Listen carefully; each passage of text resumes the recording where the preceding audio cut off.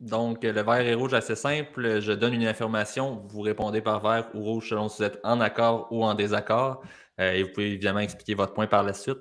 Donc, on va commencer avec Alex de Brinkat. Tantôt, on a parlé des joueurs qui peuvent être transigés. Timo Meyer en est un avec une entente, si on veut, une offre qualificative possible puisqu'il est joueur autonome avec restriction. C'est la même chose pour de Brinkat. Donc, Alex de Brinkat sera échangé à la date limite ou à la fin de la saison puisque son offre qualificative ne sera pas accotée par les sénateurs. Son offre qualificative, pour vous donner un idée, c'est 9 millions. Donc, Luc, pour commencer. Rouge, il va rester à Ottawa parce que de toute façon, ça fait partie du plan de restructuration des sénateurs. On avait besoin d'un franc-tireur afin d'aller retirer un peu de pression à Brady Tkachuk notamment et Drake Batterson. Moi, ça serait inconcevable de ne pas garder de Brinkat alors qu'on l'a transgé pour aller chercher. Éloi? Rouge. Écoute, c'est un joueur autour desquels tu peux bâtir ta concession, puis tout le monde ne comprenait pas pourquoi Chicago l'a échangé, mais pourquoi Ottawa l'échangerait aussi. Non, Ottawa doit le garder, puis à long terme, on parle de ça. Pierre-Carl? Rouge aussi, je pense qu'ils sont pas allés chercher seulement pour une saison, là, ou même une demi-saison, puis il va rester à long terme avec les sénateurs. Julien? Je vais dire rouge, mais les ils intangibles vont devoir absolument transiger un de leurs gros salaires. Puis là, je vais les nommer. Brady Tkachuk, Stützle, Norris. Je me doute bien que ça va être Norris. Pour aller chercher du renfort, premièrement, pour faire de la place à ce gars-là. Puis pour aller chercher un défenseur et ou un gardien de but. Parce que c'est là le problème. Les sénateurs sont dans les meilleures équipes pour but compté, mais défensivement, puis les gardiens, ça ne le fait pas partout. Je vous relance rapidement justement à ce sujet-là. Pensez-vous que les sénateurs vont lui offrir son offre qualificative de 9 millions ou on va s'entendre les deux clans sur un contrat moins élevé mais à plus long terme? Un peu moins élevé. Moins élevé à plus long terme. Moi, je pense sens. que Pierre Dorion va tenir son bout puis il va dire personne ne gagne plus cher que Brady Tkachuk, c'est à prendre ou à laisser. Puis si on le laisse partir. À ce moment-là, on ira chercher les choix de première ronde qui viennent avec. Ça sera à suivre. Oui, exact. Mais tout dépendant encore là, parce que si on veut justement l'échanger, puis lui ne veut pas signer, il faut faire l'offre qualificative de 9 millions. Donc, on peut être pris un peu avec, puis le retour peut être moins bon si son salaire est de 9 millions. Donc... Mais il va y avoir quand même une grosse gymnastique à faire pour Pierre Dorion. Premièrement, juste pour signer ce contrat-là. Deuxièmement, le faire fitter. Puis troisièmement, aller chercher ce qu'il a besoin. Parce que c'est pas à l'attaque qu'il a besoin. Fait que, il va y avoir vraiment il va y avoir un gros été Pierre Dorion. Honnêtement. Il rentre dans son moment important du processus. Ça passe sur sa case cette année. Parlant de passer au cassé, on va parler des Canucks. Donc, les Canucks seront de retour en série avant les Prédateurs de Nashville. Julien? On commence par qui, là? Par Julien? Julien. Oh my God! Rouge. Rouge, c'est la déconfiture totale. Ils vont garder leurs joueurs problématiques, puis ils vont avoir de la misère à attirer justement des joueurs avec la bonne attitude. Non, je pense que Vancouver vont juste démolir le château et le recommencer. Nashville, Paul nous habitue à c'est tout un peu surfer. Il ne veut jamais faire de reconstruction complète, là, mais il va comme essayer de patcher, puis il va essayer d'étirer, puis à un moment donné, ça va marcher, puis ils vont faire série. Non, je pense que. Dans le fond, c'est quoi la question? Ta réponse est rouge, donc tu crois que ça va être les Prédateurs en série en premier. Exactement. Rouge. Éloi? Mais là, avec Rouge aussi, je pense que Nashville, ils vont avoir une couple d'années qui vont finir 7e, 8e dans l'Ouest, comme d'habitude, puis perdre en première ronde. Tandis que Vancouver, ça va leur prendre un 4-5 ans à revenir, j'ai l'impression, peut-être. En 4 matchs contre Colorado. Pierre-Carl? Rouge, pour moi aussi, je trouve qu'on a le meilleur vétéran, un meilleur noyau, en fait, à Nashville. Aussi, on a dans les filets, que ce soit Saros, même, oui, Demko est bon, mais devant lui, c'est pas exceptionnel, mais Nashville, ils ont aussi un gardien à Yaroslav Askarov. Si jamais il y a quoi que ce soit, puis on l'échange, c'est sûr qu'on va avoir de quoi de bon en retour. Fait que je pense que pour les années à venir, on va être encore supérieur à Vancouver pour faire série. Luc? Un rouge Ferrari à Nashville, bien avant Vancouver. Puis pour moi, probablement que les Canucks sont en train de se nailler dans le fleuve Fraser à l'heure où on se parle. Je vais aller avec Vert. Je crois que les Canucks sont pas si loin qu'on le pense. T'sais, on était en série il y a quelques années, on a quand même un certain noyau. Oui, l'ambiance dans l'équipe n'est pas bonne en ce moment, mais on a quand même certains éléments sur lesquels on peut bâtir, puis ça peut se reconstruire rapidement, quand même, si on a des bons choix de repêchage. Tandis que les Prédateurs, pour moi, comme depuis plusieurs années, sont sur une pente descendante. Puis j'ai l'impression que là, il va y avoir des changements qui vont devoir se faire là-bas aussi, puis ça pourrait être long avant de les Ben revoir oui, en ils ont série. garoché Talvanen dans le fleuve. Exact. Puis c'est surtout, en fait, leur plus gros problème, c'est la division. Les Canucks ont plus de chances dans leur division de remonter, selon moi, que les Prédateurs l'ont dans les prochaines saisons. Prochaine affirmation, on va parler de Raphaël Harvey-Pinard, comme on en a parlé un peu plus tôt. Harvey-Pinard atteindra le plateau des 23 points d'ici la fin de la saison. Il reste 31. C'est ça. Il reste 31 matchs. Donc, il doit faire 17 points en 31 matchs. C'est à peu près 1 point aux 2 matchs. Pierre-Carl.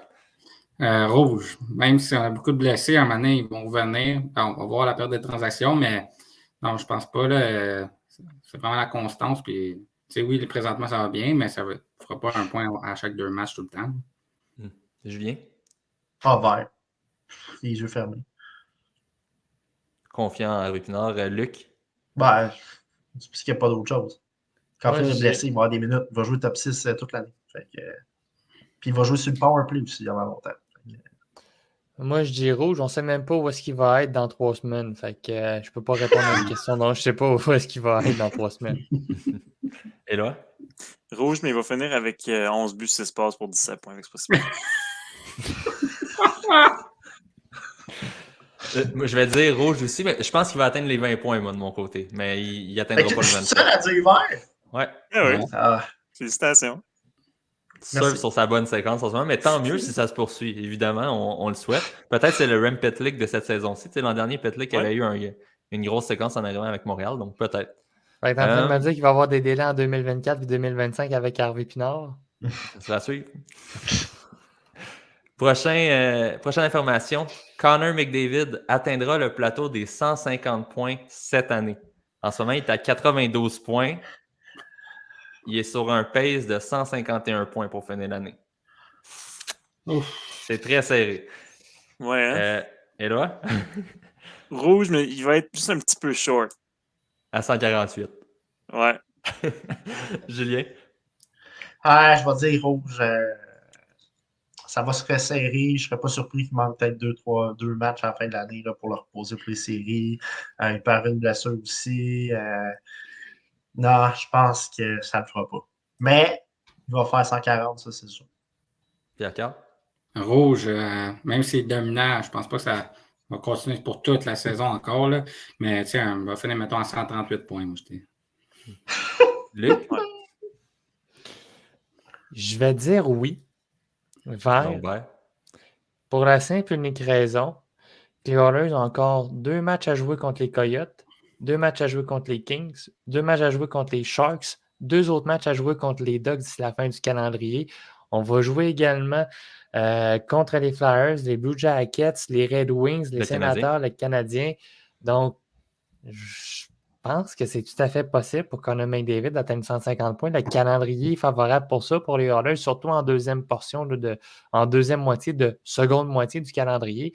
La porte va être ouverte pour ça pour McDavid. Oui, parce que là, tu viens de nommer à peu près 15 matchs de 4 points, déjà en partant.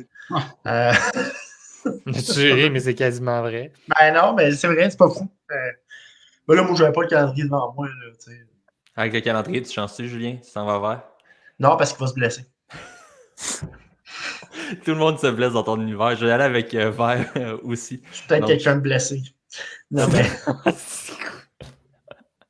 Okay, prochaine affirmation. Le concept du plafond salarial devrait être révisé, que ce soit pour créer une luxury tax comme dans la NBA ou en ajustant les masses salariales en fonction des réalités fiscales des équipes. Ah, c'est un gros verre. C'est un gros verre dès le départ. C'est pas normal qu'une équipe, que les équipes canadiennes soient désavantagées avec un fardeau fiscal qui est entre 35 et 50 %, puis que tu as des États aux États-Unis où est-ce que tu as 12-15 %, et en plus, tu devrais avoir une clause que si tu n'utilises pas certains montants de l'année, mettons, peut-être pas toutes les années antérieures, mais mettons, là ou 2 années antérieures, avant X ou Y année, tu as le droit de les utiliser les années suivantes ou les répartir sur 2 ans. D'accord. Je dirais vert, mais je ne suis pas. Ouais. Je suis pas Pas une fiscaliste, j'ai pas une grosse opinion là-dessus, là, honnêtement. C'est sûr que c'est difficile là, quand tu as des marchés au Canada versus les États-Unis. Ça ne fonctionne pas pareil d'un pays à l'autre, là, mais quand même au soccer, on a le même problème avec les green cards là, ici, mais c'est dans plusieurs ligues que c'est comme ça, malheureusement, quand tu as Canada et États-Unis. C'est dur. Mais là? Ouais, tout ce que Pierre-Carl a dit, c'est vrai, là. Fait que je vais y aller avec le green card, moi aussi. Julien? Je vais dire vert. Peut-être pas autant élaboré que ce que Luc a dit, mais effectivement, je pense qu'il pourrait y avoir des petits changements. La fiscalité de chaque État, je pense que ça serait là. Je trouve que c'est compliqué. Ça serait naturel.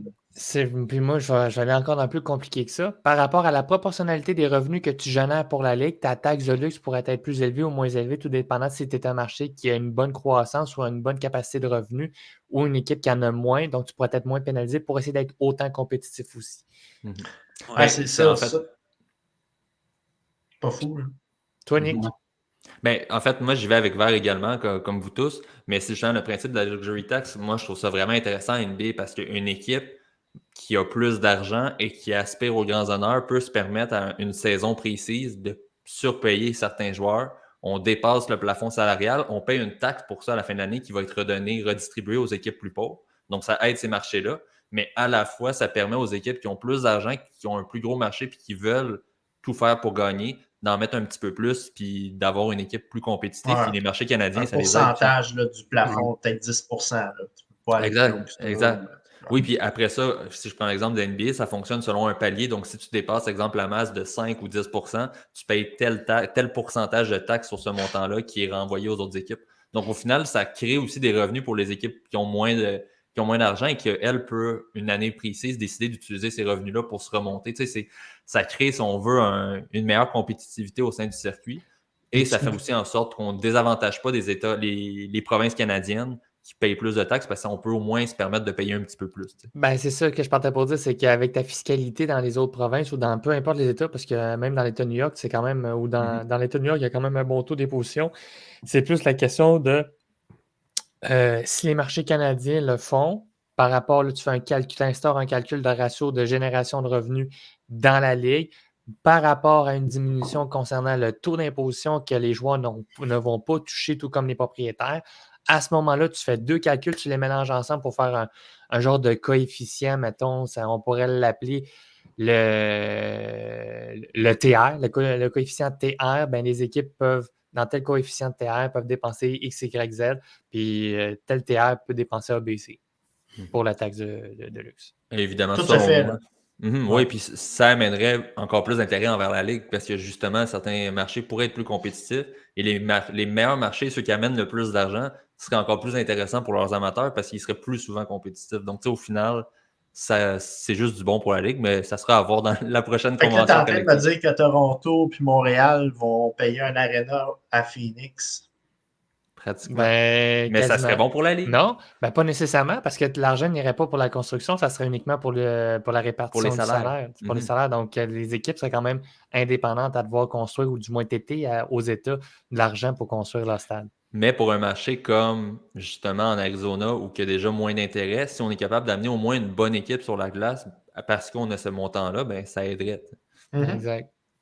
Donc, ça sera à voir, mais évidemment, ça, c'est des négociations, des conventions collectives qui peuvent prendre quand Pas même prête de beaucoup de bouger, temps. le garde, ça a tout pris pour Non, essayer exact. de changer c'est un peu ce que Lightning faisait, puis ce que Toronto a fait là, quand ils ont des blessés et tout. Là, tu vois, les DG ont dit non, il n'y a pas d'abus. Ça a tout pris pour changer ça. Ben, ça n'a pas changé.